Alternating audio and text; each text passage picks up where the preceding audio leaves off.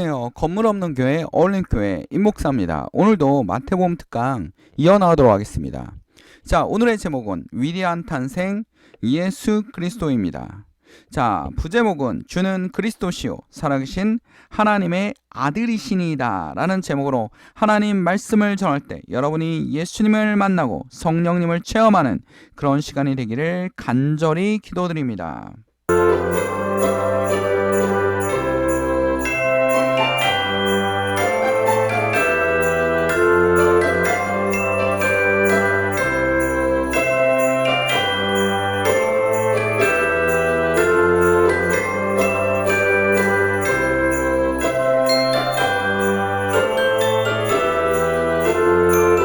자, 조금 있으면 예수님이 탄생한 12월 25일입니다. 날짜가 그렇게 중요한 건 아니지만 예수님이 이 세상에 왔다라는 것이 너무나 중요합니다.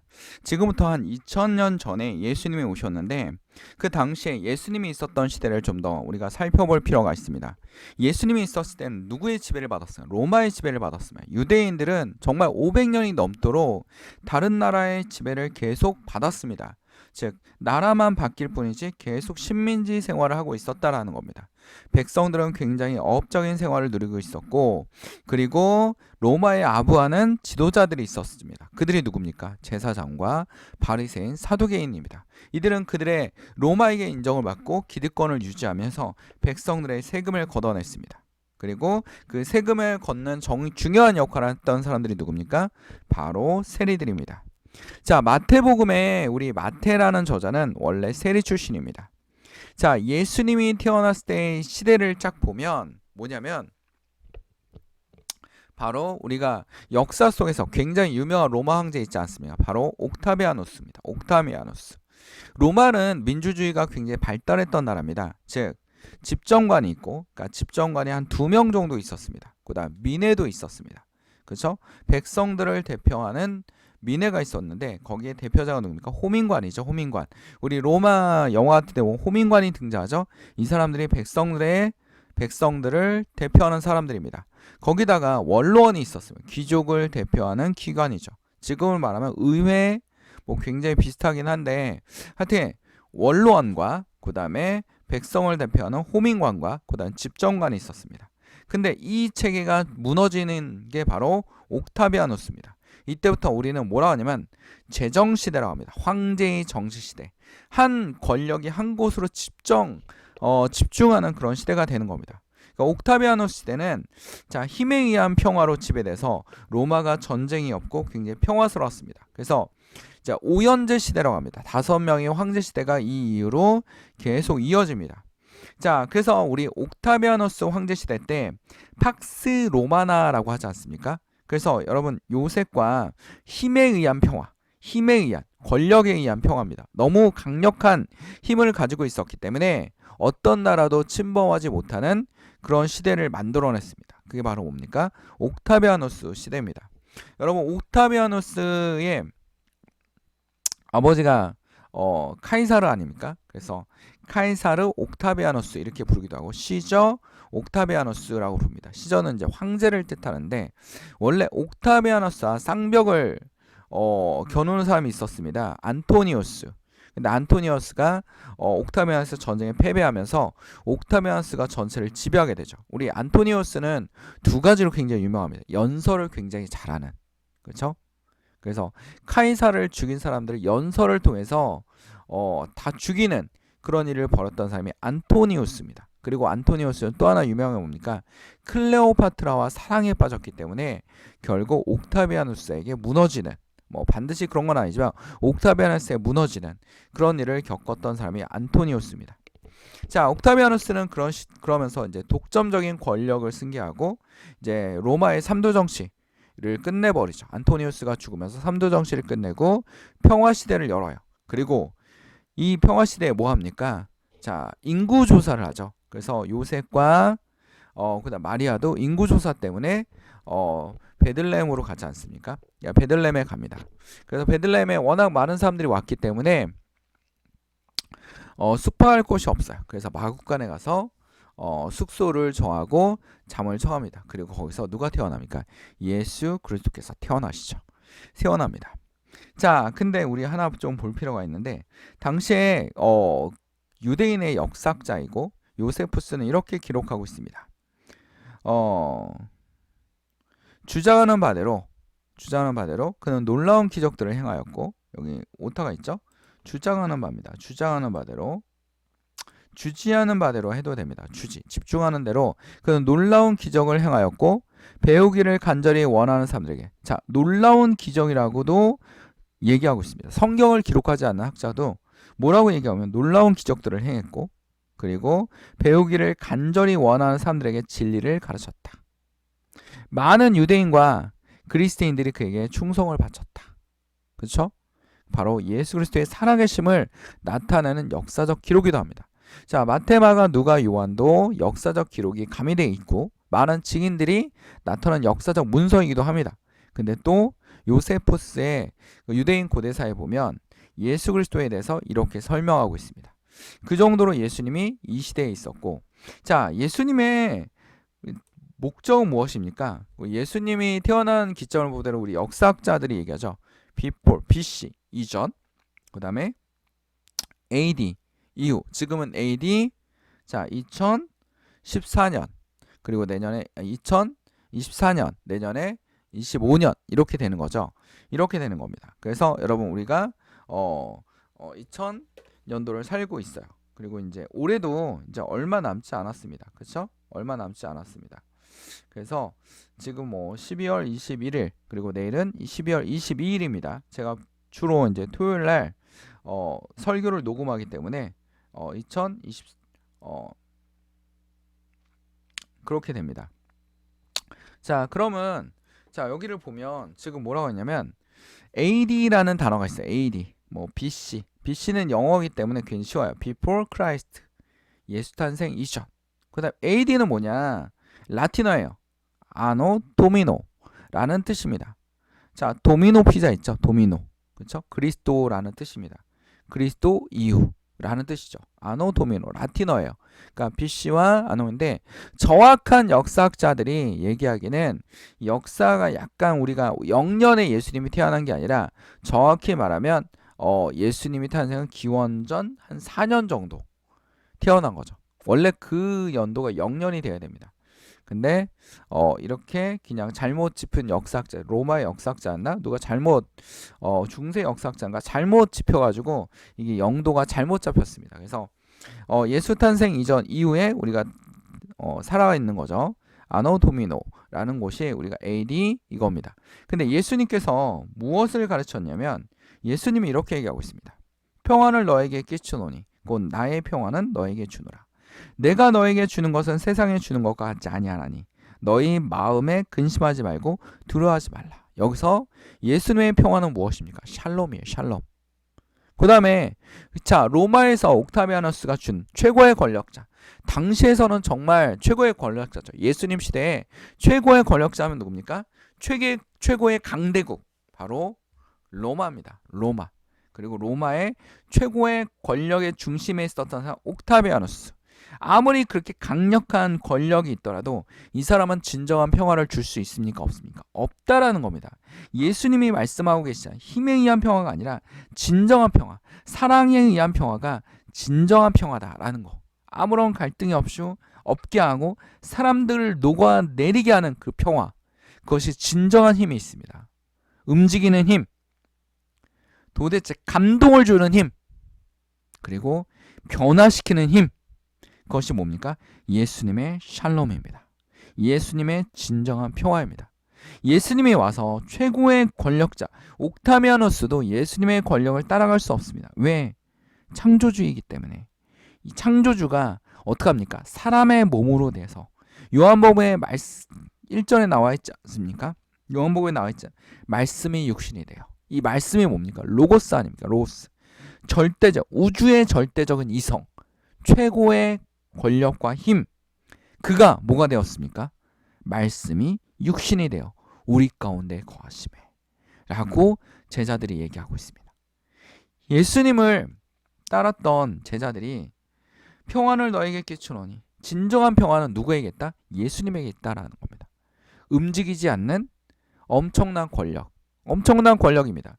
여러분 잘 생각해 보십시오. 예수님이 십자가에 달렸을 때 예수님 옆에 제자들은 아무도 없었습니다. 거의 없었고 다 뿔뿔이 흩어졌어요. 근데 그 뿔뿔이 흩어졌는데도 불구하고 예수님이 그렇게 숨어있던 겁 많은 제자들이 예수님의 부활한 이후에 어떻게 됐습니까? 예수님의 복음을 전하러 성령을 받고 예수님의 복음을 전하러 뿔뿔이 흩어집니다. 그리고 모든 길은 로마로 통한다는 이 도로가 잘 돼 있는 로마를 통해서 예수님의 복음이 쫙쫙 전파되기 시작하죠. 그렇죠? 그리고 사도 바울이 그렇게 예수를 핍박했던 사도 바울이 교회를 세우고 이들은 자랑스럽게 예수님처럼 아주 장렬하게 비참하게 최후를 맞이합니다. 우리가 봤을 땐 굉장히 비참하지만 그들의 죽음은 어떻습니까? 굉장히 예수 그리스도에 대한 믿음이 확신에 차서 결국 기뻐하며 죽었다라는 겁니다. 그게 복음의 씨앗이 되었고 오늘날 로마가 300년도 안 돼서 그리스도교를 그 핍박하던 그리스도교를 공인하는 역사적 사건을 이루었습니다. 그리고 전 세계로 복음이 전파되었습니다. 그래서 역사학자들이 얘기하지 않습니까? 가장 미스테리한 인물. 딱 3년 정도 활동한 것 같은데 그 3년의 영향력이 어마어마한 사람. 지금까지도 그 영향력이 있는 사람 누굽니까? 바로 예수 그리스도입니다. 우리 마태복음 저자는 이렇게 얘기하고 있습니다. 자, 헤롯 왕, 권력에 미쳐있는 왕이죠. 그리고 항상 불안한 왕인 것 같습니다. 근데 이런 베들레헴에서 자, 유대 베들레헴 아심에 동방으로 박사들이 왔어요. 박사들이 오니까 헤롯에게 물어봤습니다. 왕이 될 유대인의 왕이 나신 이가 어디 계시냐? 우리가 동방에서 그 별을 보고 그에게 경배하러 왔노라 하니 헤롯 왕이 놀란 거죠. 나 왕권 무너지는 거 아니야? 얘 제거해야겠네. 거기다 동방 박사들이 와서 페르시아 쪽에서 온 것 같습니다. 지금의 이란입니다. 이란. 자, 페르시아에 이어받은 나라가 이란 아닙니까? 그래서 페르시아에서 왔는데 이들이 그들을 경배하러 왔다라는 겁니다. 헤롯이 놀래서 뭐라고 합니까? 자, 율법학자들을 또 찾아요. 막 연락에 찾습니다. 율법학자 찾아서 도대체 메시아가 어디서 태어나느냐? 그리스도가 어디서 태어나겠냐? 하면서 성경에서 예수 그리스도의 기원을 정확하게 얘기해 주고 있습니다. 기록된 바. 뭐라고 하나요? 기록된 바. 그러니까 율법 선지자들에 의해서 기록된 바. 또 유대 땅 베들레헴아 너는 유대 고을 중에 가장 작지 아니하는도다. 내게서 한 다스린 자가 나와서 내 백성 이스라엘의 목자가 되리라 하였으라. 가장 작은 곳에서 가장 낮은 곳에서 어떡합니까? 예수님이 태어나셨습니다. 그 예수님은 어떡합니까? 또 이 얘기를 듣고 헤롯 왕이 박사들에게 막 물어보죠. 물어보면 그 예수를 발견하면 메시아를 발견하면 나에게 알려줘라. 내가 경배하러 갈게. 무슨 경배? 그렇죠? 바로 죽이러 가겠죠. 근데 하나님께서 요셉에게 예수 그리스도의 아빠인 요셉에게 뭡니까? 이집트로 가라. 이집트로 피난 가지 않습니까? 피난민이에요. 예수님은 태어나자 피난민. 그리고 예수님 때문에 또 베들레헴에 있는 아기들이 다 학살당하는 그런 일이 벌어지지 않습니까? 엄청난 학살 당하죠. 얼마나 막 합니까? 그림 같은 거 보면 막 칼을 막 엄마가 막 잡고 있고 군인들의 칼을 피를 흘리면서 아기를 내던지는 그런 엄청난 학살이 일어납니다. 엄청난 아픔이 일어난 거죠. 그리고 헤롯 왕이 죽고 나서 다시 돌아옵니다. 나사로로 돌아옵니다. 예수님이 베드로에게 물어봅니다. 나를 누구냐 하느냐? 누구냐 하느냐? 그러자 베드로가 이런 얘기를 하죠. 자, 마태복음 16장 16절에 보면 주는 그리스도시요 살아계신 하나님의 아들입니다. 예수님은 뭘로 오신 겁니까? 살아계신 하나님의 아들이다 라고 베드로에게 듣고 하고 그 얘기를 듣고 예수님은 베드로를 칭찬해요. 칭찬합니다. 그리고 예수님이 와서 기득권들과 어울렸습니까? 제사장들과 바리새인들과 사두개인들과 막 이런 사람들과 어울렸습니까? 아닙니다. 유대인들이 지도자들이 바리새인이나 이런 사람들이 상대도 않은 사람, 더럽다라고 생각하는 사람, 지저분하다고 생각하는 사람, 그들과 어울렸습니다. 그러니까 피기득권들과 힘이 없고 소외된 사람들과 어울렸다는 거예요. 이게 예수님의 모습이었습니다. 예수님은 이런 모습으로 살고 있었다는 겁니다. 자, 예수님이 어떡합니까? 세리와 어울리고 병자들과 어울리고, 당시에 병자들 뭐라 합니까? 넌 죄를 져서 그렇게 된 거야. 이렇게 된 거 아닙니까? 우리나라도 옛날에 뭐 그 얘기하지 않습니까? 네가 이렇게 안 되는 것은 네 조상의 업 때문이야. 뭐 이렇게 얘기하지 않습니까? 그게 아니라 예수님이 얘기합니다. 예수님이 이들을 만나고 이들을 치료하고 만납니다. 힘없고 힘들고 어렵습니까? 예수님을 만나십시오. 예수님이 여러분을 만날 수 있습니다. 예수님은 여러분을 만나길 원합니다. 그리고 낮아지시고 그들과 어울리시고, 그리고 어떡합니까? 이 제사장과 바리새인들이 너무 보기 싫은 짓을, 굉장히 싫어하는 짓을 많이 해요. 그렇죠? 뭐냐면 유대인들이 굉장히 중요시하고 굉장히 엄격하게 지키는 율법이 있었어요. 뭐요? 안식일. 그렇죠? 안식일날 뭐 움직이지도 않고 노동도 안 하고 음식을 위해서 뭐 요리도 하면 안 되고 막 이렇게 유대인들의 이 안식일은 철저한 율법화, 형식화되었다는 거예요. 그렇죠? 이 형식화라는 게 참 무서운 겁니다. 형식화. 그 형식화되었어요. 형식화되니까 예수님이 어떡합니까? 그것도 안식일날 그 만성 질환자인 38년 된 병자를 막 치료하지 않습니까? 그리고 자기 제자들과 밭에 가서 막 이삭을 주워 먹고 밀을 따서 먹고 막 이러니까 제사장들 눈에는 이 약점이 되는 거죠. 약점. 너 굉장히 문제가 있다. 어떻게 안식일을 이렇게 지키지 않을 수 있느냐? 예수님이 말씀하지 않습니까? 형식에 빠질 필요 없다라는 거죠. 형식주의. 철저한 형식주의입니다. 가장 무서운 게 뭡니까? 형식주의. 그리고 형이상학되는 거. 그러니까 이상주의에 빠져 있는 겁니다. 이상주의. 형식주의에 빠지는 율법주의자가 되는 겁니다. 예수님이 천국은 어떤 곳입니까? 예수님을 위해서 예배할 필요 없는 신전이 필요 없습니다. 신전이 필요 없다라고 합니다. 여러분, 신전이 굉장히 중요시하는 게 뭐였습니까? 당시에 헬레니즘 시대 때 로마는 헬레니즘 문화에 굉장히 흠뻑 젖어 있던 나라 아닙니까? 근데 이 헬레니즘 시대 때 가장 중요한 게 뭡니까? 신전. 그렇죠? 누구의 신전? 신전을 굉장히 중요시했어요. 그 신전에 뭐가 있습니까? 동상이 있죠. 제우스상이라든지 아프로디테라든지 이런 막 신전의 동상들이 있었습니다. 로마 시대 때 신들은 굉장히 많았고 그들의 동상과 신전이 있었습니다. 근데 교회는 어떻게? 초대교회는 신전이 없었어요. 모이는 곳이 뭡니까? 성도들이 모이는 곳이 성전이었습니다. 하나님의 성전이었죠. 그렇죠? 그리고 거기서 나누고 어떡합니까? 또 모은 헌금으로 해서 또 구제하고 가난한 사람들 도와주고, 이게 복음의 씨앗이 됐습니다. 다 경멸하고 어려워하고 막 이랬는데 예수 그리스도인을 믿는 사람들은, 예수님을 믿었던 사람들은 어떡합니까? 너 아파? 돌봐주고. 그리고 유대인들이 로마 사람들에게 보여준 건 뭐냐면 저들은 이 그리스도를 믿는다는데 왜 저렇게 희생적일까? 왜 이렇게 도와주는 걸까? 우리를, 로마 사람들을 도와주는 거, 이방인들을 도와주는 걸까? 예수님이 굉장히 정하는 게 뭡니까? 누구든 베풀 수 있는 참다운 이웃이 되라는 겁니다. 사마리아 이야기 있지 않습니까?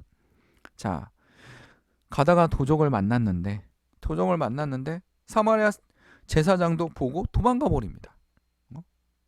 그렇게 막 유대인들이 존경하는 제사장과 바리새인도 도망가고요. 그쵸? 도둑 만났네? 나도 도적을 만날 수 있을 것 같아. 도망갑니다. 그리고 이 도적 만난 사람들이 옷이 벗겨져 있으니까 신분을 알 수가 없어요. 그 신분을 모르니까 그냥 도망가 버리는 겁니다. 근데 유대인들이 그렇게 경멸하고 멸시하고 싫어했던 사마리아인이 이 사람의 진정한 이웃이 되어 주었습니다. 이게 선한 사마리안 이야기 아닙니까? 그리고 막 여관방에 가서 돈이 모자라면 의사도 불러주고, 돈이 모자라면 여관 주인에게, 지금 말하면 호텔이겠죠. 호텔 주인에게 돈을 더 줄 테니 끝까지 보살펴 달라 라고 당부까지 합니다. 진정한 이웃이죠. 그러니까 사람들이 뭐에 빠져 있어요? 고정관념. 진정한 이웃은 무엇입니까? 내 주변에 있습니다. 내 주변에 어려움을 호소하는 사람들이 있습니다. 그들을 도울 수 있고 공동체를 통해서 우리가 모아진 힘을 통해서 그들을 도와주고 나눠줄 수 있습니다. 그렇죠? 소외는 예수님이 가르쳐준 거 아닙니까? 예수님이 굉장히 강조하는 이야기들이에요. 탕자 이야기도 한번 보세요. 아들이 당시의 유대인 문화에서 있을 수 없는 일인데 아버지가 살아계시는데 돈 내놔, 재산 내놔, 내 재산 물려줄 것 내놔. 그리고 멀리 가서 어떡합니까? 허랑방탕하게 써요. 다 써요. 다 쓰고 다시 돌아와서 나 좀 받아달라고. 아버지는 어떡합니까? 이 귀한 옷을 가지고 나와서 그 아들에게 입히고 잔치도 벌어줍니다. 여기서 말하는 건 뭡니까? 예수님의 하나님의 마음입니다. 진정한 탕자는 그리스도인이에요. 오늘 여러분일 수도 있습니다. 예수님을 찾지 않고 예수님을 멀리하고 세상과 타협하고 세상의 힘으로 움직이려고 그러고 세상의 권력으로 임문질하고 예수님의 사랑은 온데간데 없고 오로지 권력에 매달리고 그렇죠? 돈에 매달리고 이게 우리를 변화시킬 거라고 생각하고 있는 진정한 예수님을 전하는 것은 다 잊어버리는 그런 모습을 보이고 있다는 겁니다. 힘이 있어야 된다. 힘이 나를 변화시킬 수 있어 라고 생각하는 거죠. 그렇죠? 우리는 뭘 생각해야 돼? 탕자의 비유. 한국에 여러분 복음이 처음 들어왔을 때 어떻게 들어왔습니까? 뭐 언더우드라든지 알렌이라든지 이런 사람들이 와서 한국에 가장 먼저 한 것이 무엇입니까? 의료. 현대의학을 막 전파하지 않았습니까? 갑신정변 때 민영환 선생님이 칼을 엄청나게 많이 민영환이었나 민영익이었는지 하여튼 이 사람이 칼이 엄청 많이 맞았는데 이걸 치료한 사람이 누굽니까? 우리 광예원을 세웠던 누굽니까? 지금의 이제 연세대학교 세브란스의 기원이 되는 광예원을 세웠던 알렌에 의해서 치료되지 않았습니까? 그 다음부터 어떡합니까? 고종황제가 알렌이라든지 이런 사람들을 알렌이 무조건 다 잘했다라는 건 아니죠. 그런데 알렌을 통해서 어떡합니까? 그렇죠. 병에 대한 관리를 할 수 있게 해주었다라는 겁니다. 이렇게 칼에 엄청나게 맞으면 제가 한의학으로는 우리 침술이나 이런 거는 치료가 안 돼요. 그렇죠? 침술이 나쁘다는 게 아닙니다. 침술도 굉장히 놀라운 일이 있지만 치료가 안 돼요. 근데 알렌이 서양의학 기술을 가지고 상처를 치료하고 해가지고 어떡합니까? 살려냅니다. 그렇죠?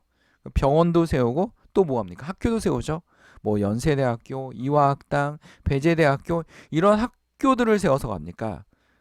교육과 의학을 전파하면서 조선 사람들에게 가장 필요했던 것이 무엇이었는지 가르쳐 줍니다.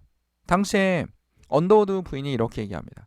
우리가 이 전염병이 돌고 있었을 때 많은 사람을 살리지 못했는데 한국 사람들이 와서 죽은 자식을 보고서도 너무나 감사하다 라고 얘기했습니다. 그러니까 이 사람들은 뭘 전한 거냐면 의학을 전한 게 아니라 우리에게는 도움, 사랑을 전했다라는 거죠. 그래서 어떡합니까? 일본이나 중국에 더 많은 선교사가 왔지만 일본에 지금 기독교가 번창했습니까? 중국에 번창했습니까? 아닙니다. 여러분 어디에 번창했습니까? 자, 지금 일본은 이렇다고 또 얘기하면 중국은 공산주의고 일본은 자유주의인데 자유민주주의 국가인데 여러분 둘 다 체제가 다른데 둘 다 복음이 전파가 안 됐어요. 선교사도 더 많이 갔어요. 근데 이 작은 나라 대한민국에 많은 선교사들이 와서 그리고 적은 선교사들이 와서 강력한 기독교를 만들어냈어요. 그리스도교를 만들어냈다라는 겁니다. 하나님의 은혜였습니다. 이 은혜를 받아 우리도 뭐 해야 됩니까? 소외된 이웃을 돌아보고 이 추운 날씨에 힘들어하는 이웃이 없는지 돌아볼 수 있는 그런 기독교 정신을 예수님이 가르쳐 주신 정신을 이어나가야 됩니다. 그것이 우리의 본분입니다. 우리는 오늘도 고백합니다. 주는 그리스도시요 살아계신 하나님의 아들이니다. 다 같이 기도하겠습니다. 사랑하는 충만하신 아버지, 오늘도 주의 말씀을 통하여 예수님이 2000년 전에 오신 그 놀라우신 사실을 다시 한번 생각하게 하시고 기념하게 하시고 예수님을 따라가는 예수님의 성경의 가르침을 따라가는 주의 성도들이 되게 하여 주시옵소서. 어둠에 갇혀 있는 사람이 있습니까? 주님 붙잡아 주시옵소서. 주의 손을 내밀어 그녀와 그들을 붙잡아 주시옵소서. 몸에 육체적 질병으로 시달리는 사람이 있으면 치료함을 더하여 주시옵소서. 희망이 없고 소망이 없는 자에게 예수님이 기쁨이 되어주시고 소망이 되어주시옵소서. 오늘도 식탁 위에 음식이 떨어지지 않게 하시고 하나님이 항상 우리를 돌봐주시고 하나님을 의지하며 사는 주의 성도들 되게 하여 주시옵소서. 우리를 위해서 십자가에 달려 돌아가신 예수 그리스도의 이름으로 기도드립니다. 아멘. 하나님께 영광의 박수를 올립니다. 건물 없는 교회, 어울림 교회 말씀 창고였습니다.